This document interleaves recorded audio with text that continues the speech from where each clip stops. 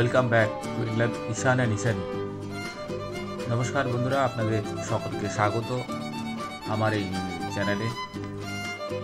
আশা করি আপনারা সবাই ভালো আছেন। আমার দুই বেবি ঈশান ও ঈশানী 6 মাস কমপ্লিট হলো।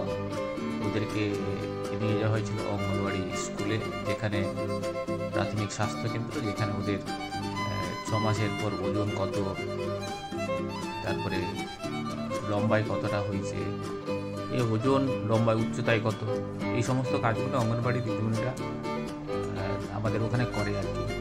তাছাড়া ছোটো ছোটো বাচ্চাদের পড়াশুনো যেগুলো সরকার থেকে যেগুলো করে প্রতিটা গ্রামে গ্রামে, সেখানে ওরা করে থাকে।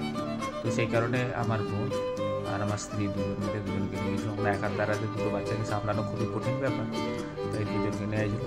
এই আমার ছেলে লম্বাই কত মেজে শুয়ে দিয়ে ওটা অঙ্গনবাড়ি দিদি চেক করছে, ওজনও চেক করা হয়েছে ওদের।